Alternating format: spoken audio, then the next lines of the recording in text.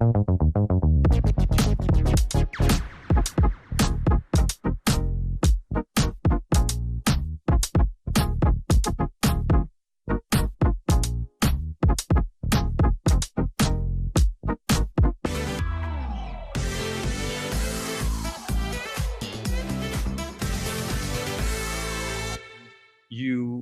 spend a good part using your expressive nature without speaking anything because you're communicating someone who has Alzheimer's and who, Yeah. we were talking to a nursing home yesterday, the nurse discovers this side of them that they bring out.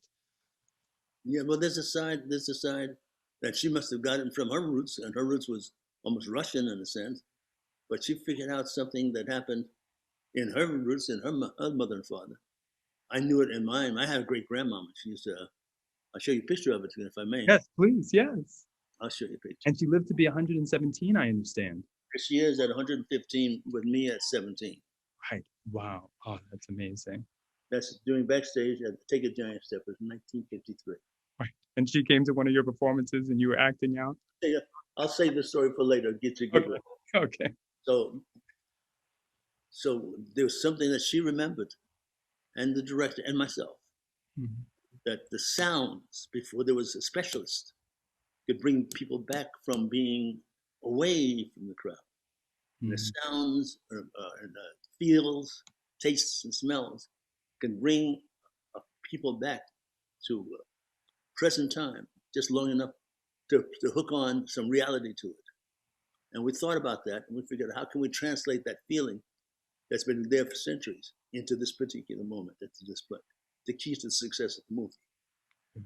Yeah. And there's no cure for Alzheimer's even to this day, and being able to connect with people at that deeper level, really finding out who they are and bringing out that part of their past. Well, it might be, it depends on what stage of Alzheimer's, but it does help in the smells, the sounds, and the vibration that gets them to, makes the Alzheimer's be less and less. There's a film that Robert De Niro did called, I forgot what it's called, because he played somebody with Alzheimer's.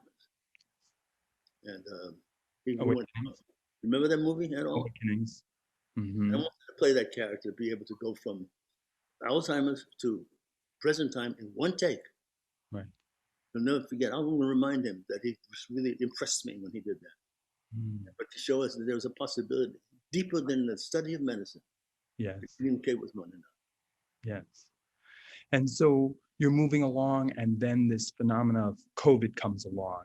And what symptoms did you experience or notice that became concerning? Well, I'm a certain age, so I expect kind of exhaustion, but it got a little bit too much because I wasn't doing anything to be that tired. It changed my thought process and my eating habits, and my energy went down, and then there was pain started. And I didn't know what I was doing differently in my life to get that pain. And so I went to certain doctors, and they started to look and stuff, and it got worse. So finally, one night, I just couldn't stand straight up. And they took me to the emergency ward of this hospital, and they gave me some shots, and I was bent over, and they put me in the bed. And I looked at the emergency ward, and I looked at the hospital, one of the great hospitals in the world. Sure. Yeah, Piedmont, it's one of the top. Right. So they put me in bed, and they had funny looks on their face, and I was in pain, and nobody jumped to my attention. And on the second day, they were the same here. They didn't have any relief. They were tired and stressed out. And I said, if I stick around, I'm going to die. They don't have the time for me. Wow. And did you get that sense that the staff was either unsure of what to do or just had... They were tired, stressed. They cared too much. They were drained.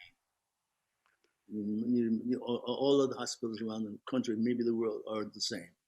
Sure. So, because this is very recent, we should put the timestamp on it. This is just something for 2020. They took me home, when home was cleaner than hospital. Right. And then I got some doctors that took take care of me one-on-one, and it hit the papers, hit the social media, and I got a response from the world of all the stuff I had done, between 3,000 and 5,000 responses. Wow. I still haven't answered all of it, but I was amazed that many people keep an eye on me and my career. Sure, we were honored that you would even be willing and have a moment to talk to us.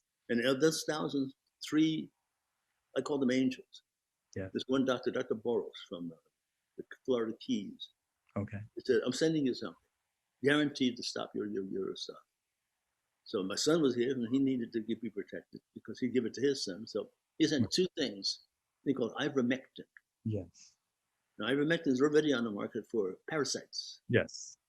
They found that ivermectin at a certain age, enhancing, will stop the virus. Right. In 48 hours after he sent it to me, the virus disappeared. I start to blink, start to think. I start to pass this on to everybody else who needed it. Right. I had a cousin who got it. That's my cousin. She got cleared, and the word starts to spread around. Now we've got this little marketplace. Why did they not use ivermectin to save all these thousands of people that died? Right. Well, maybe it's our former president had that fight because he lost his mother with the pharmaceuticals who want to make the money. Naturally, that's America. They want to make the money. But too many people have to die in order for them to make the money. It's immoral. Sure. And you raise a good point. There's a tremendous concern that there are some treatments available that could be more widespread, even though they would be classified as experimental, even though they might not be classified in any type of way as a cure, but that they could be used as a treatment. On a cure. So I think it's right around the corner somewhere. I think they already have it. They're trying to figure out how to do it best and most effectively. Whatever reason they use, that belongs to them. True. Where I live does not belong to any human being. It belongs to God. Absolutely. There's certain things that we have to do. And God is always, I don't know what you believe on Sundays, but it's 7 days a week. God is always in charge. Sure. Well, I grew up in the church in Concord Baptist in Brooklyn. You have all the money and all the weapons and all the gold. Eventually, you can have it all. Right. Boom, you look at you got it all. Now, did you feel better? No, you don't feel better. Yeah. You're never going to be in charge. Right. You told that story about being on a jet and you've got first class and economy, but if the jet is having challenges, we're all in the same class. Whole plane going down. Yeah, but how much money can you? I got $100,000 here. We'll put that in the engine, man. Right.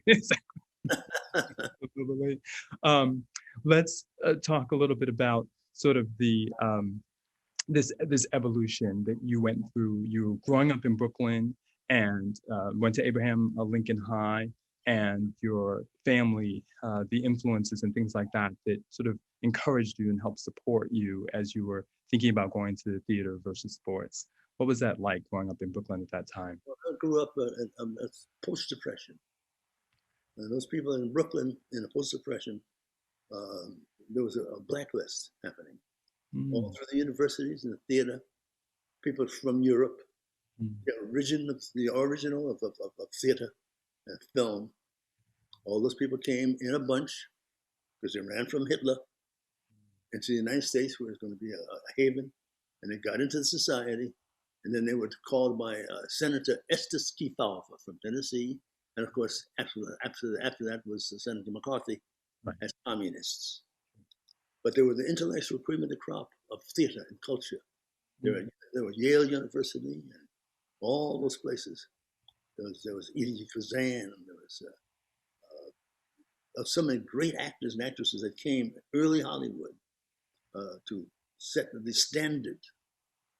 And then when they started running, they started coming to a place where they were sympathetic to their politics in New York City. And the head of the Board of Education was named Jansen. So he took them and they had to change their names, and he sent them to the boondocks of Brooklyn. So I was raised with the children, their children.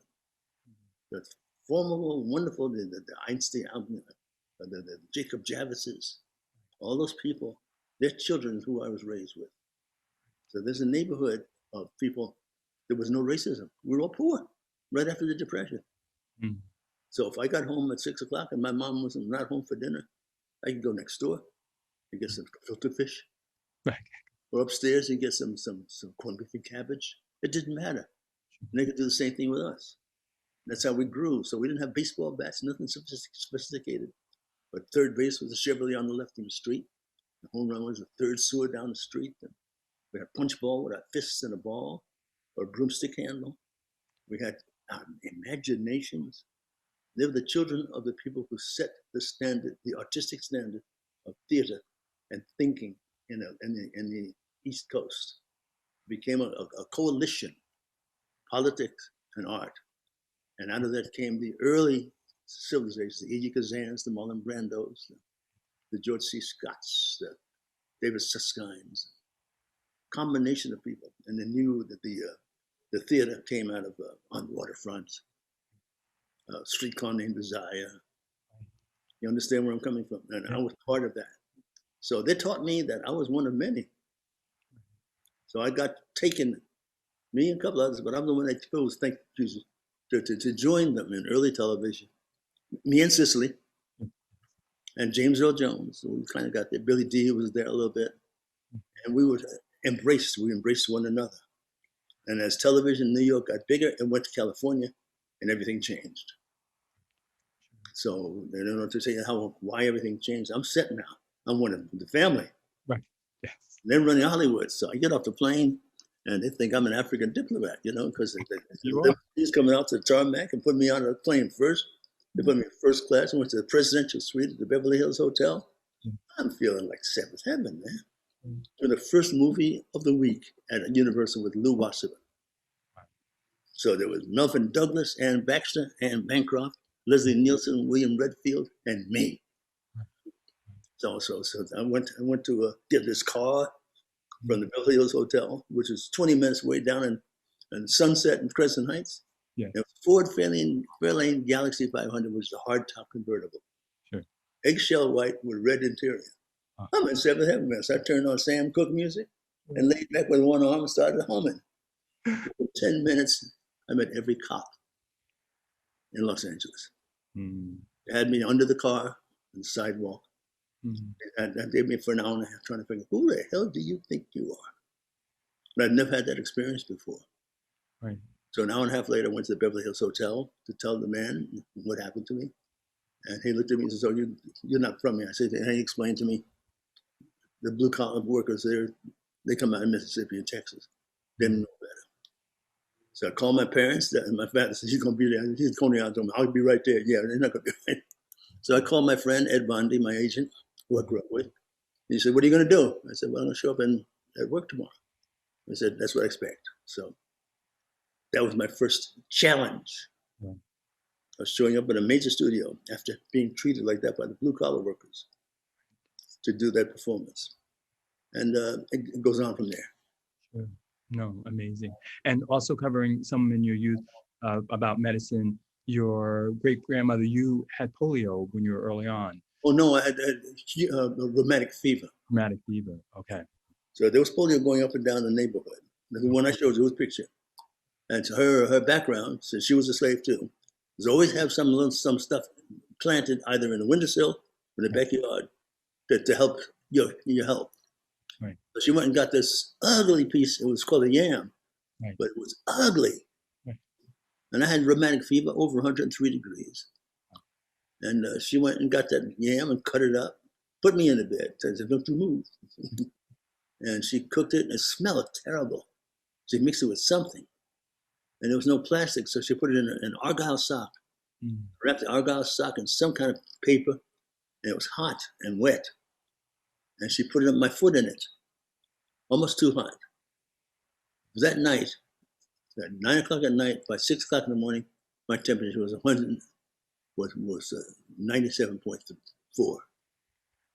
And I went to school the next day.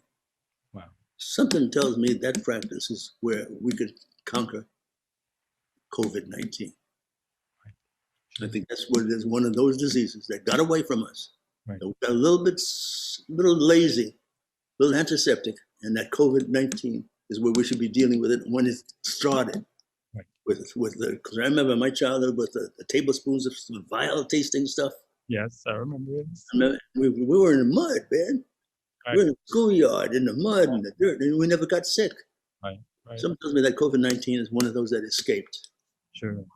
And what would you say to people in terms of wearing masks and following some of the precautions? Is that really something that is appropriate for people to really try to protect themselves and protect one another by being careful? Yeah.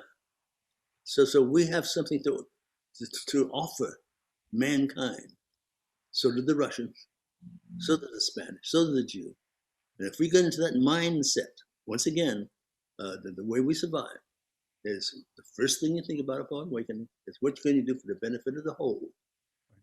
We all get together so that the first thing we think about is one another. The peace of the world will come up, the sun will come back out, the diseases will disappear. We'll replenish the freshness of the oceans, the flowers will come out. Right. Our personality, our performances, our movies will increase because we are on the same page. The same page, God's always in charge, or whoever you might call him. We can't go for that. And then we're going to take better care of ourselves in order to be of best of service. And the rest kind of magically takes care of itself. My cousin Rebecca Wilson's been a diehard fan, and I'd be remiss if I didn't ask you what your favorite movie role was. There's quite a few. I have a philosophy that the one I'm doing right away is my favorite. Right.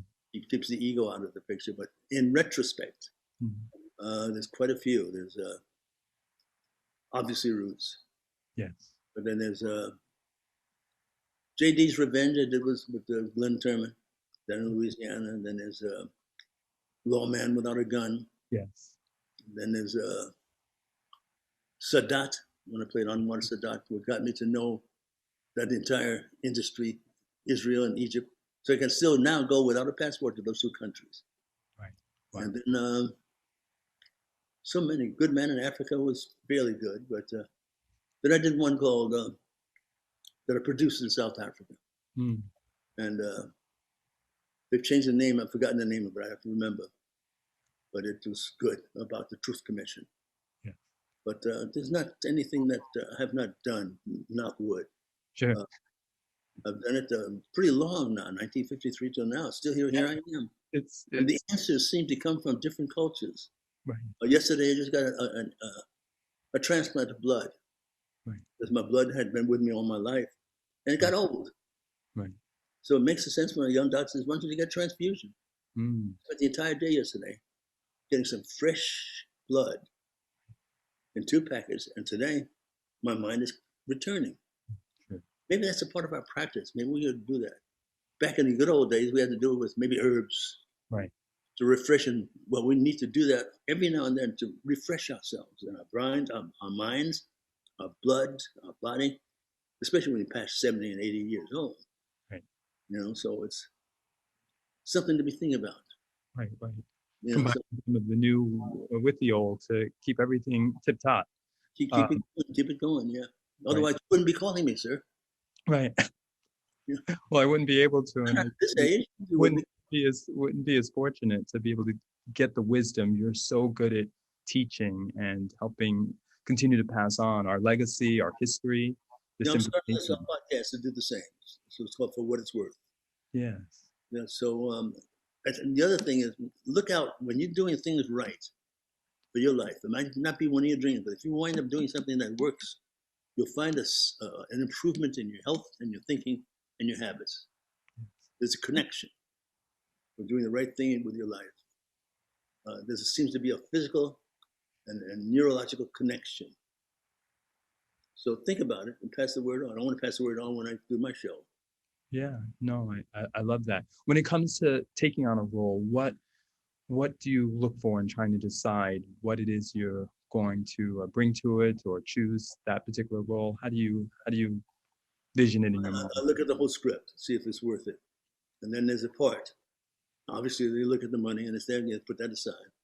And then you start seeing what it's going to take to make it special.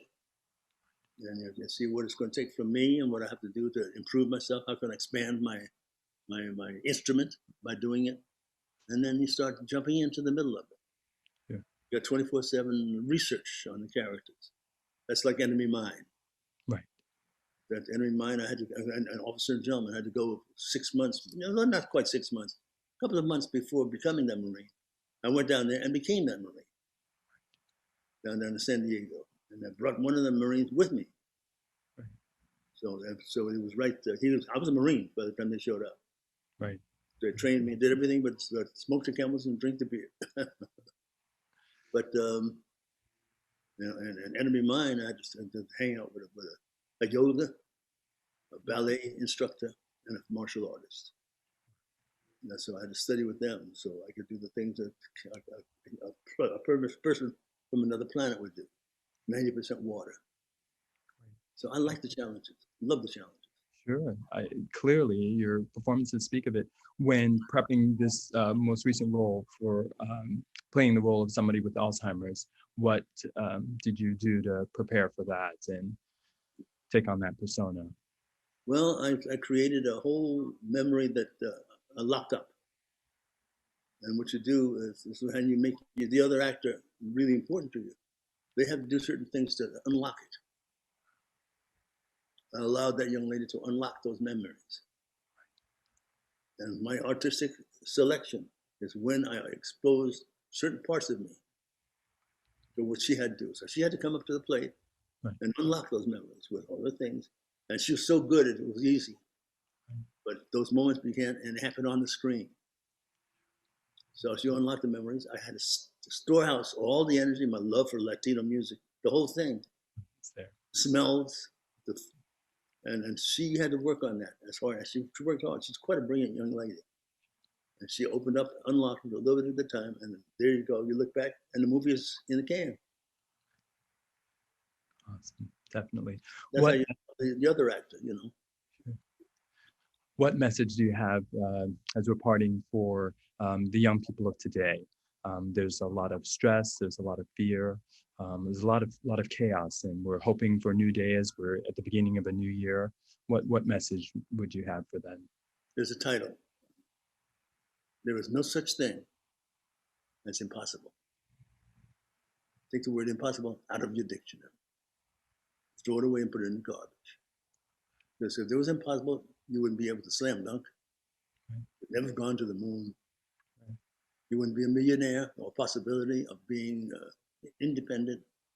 So you realize that what you do as a common bunch of young people, you can come up with the miracles that advance mankind, or you have a choice of coming up with stuff that detains mankind's growth.